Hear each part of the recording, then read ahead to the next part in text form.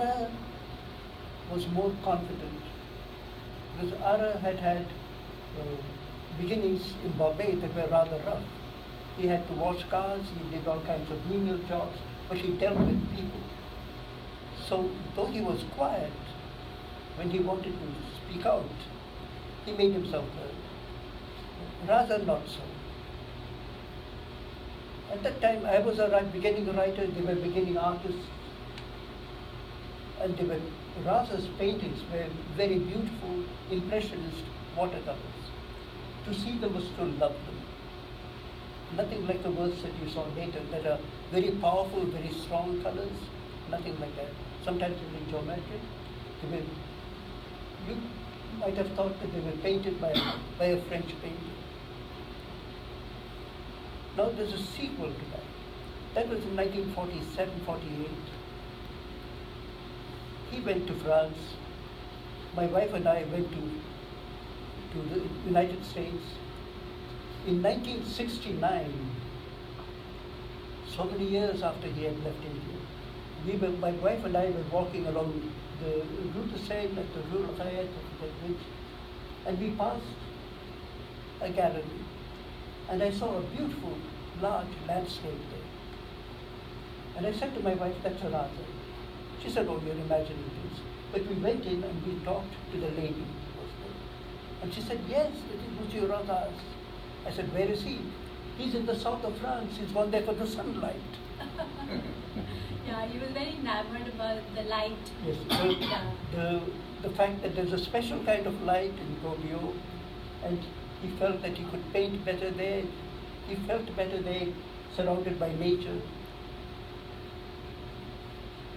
I'll talk about that later in regard to Souza. Do you paint by sunlight, natural light, or do you paint by artificial light? What would you say? What's better? Any artists here? Natural light. Okay. That's what everybody believes. But after you've painted your painting by natural light, the next time you look at it in a museum, are you looking at it in natural light? No. Artificial light. Yes. So Souza says, why not paint in artificial light? Does that make sense to you? So it makes sense to paint in plein air. It makes sense to paint in artificial. So how do you paint? All lights. All Lights. Yes. Yeah. Whatever's there. Take the best from everything. Changes, the picture changes, yeah. So at that time, they never thought of selling their paintings. They were painting, and I suppose they looked at themselves as students who were perfecting their craft, just as I never offered to sell my short stories to anybody. I would let them read them. But it was a different atmosphere. Until, I think it was Miseum who first planted in their minds the idea, hey, I would like to buy your paintings.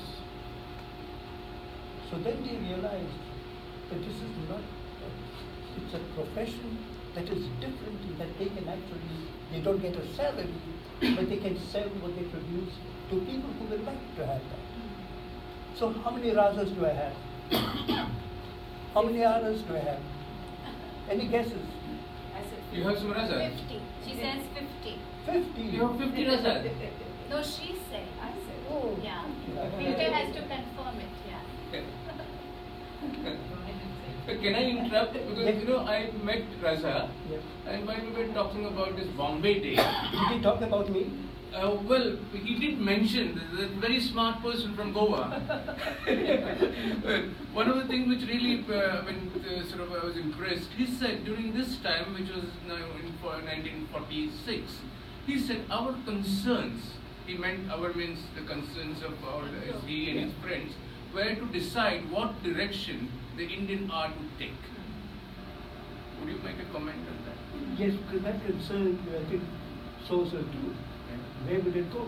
Because there were other schools that were at work, the Bengal school, and the chief proponent, I think, was Jamini Roy, am I right? Yes. And he painted these peculiar doll-like figures with eyes like this, standing very stiffly, and many of us dislike that. Is that what we are going to be seeing for the rest of our lives? or the Tagore school, which was quite different. One of the Tagore brothers, Abanindranath, I think, he had a painting that said 99 dots or 690 dots or something like that. And there were dots all over the painting. And I thought, perhaps if I remove one of those dots, will they notice? Will it change the value of the painting? If I add a dot, what will happen? So we can see that Victor was as impish and the child lived in him even then as it lives now. Yeah? Yeah, but there was a time of ferment. And when you said that it had nothing to do with independence, I think you're quite wrong. Yeah. Though they didn't belong to a political party, each one of us fought in the British to get the hell out of there. We couldn't wait. When you live under a foreign government, you want them out, whether they were the British or the Portuguese.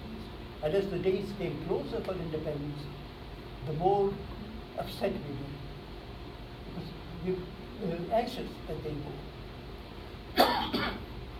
There was the incident with the big painting by Ara, Independence Day Parade. He presented it to the Bombay Art Exhibition, and they turned it down, and the excuse was that it was too big to display. And this is post-independent. Yes, that same year. Just when 47. Same year. Yeah. But there was still the control I think we have it on the that slide. they had. We still have the slave mentality in many ways, but that's a different subject. All right, we'll take the dialogue further. May I finish that? Yeah, sure. So,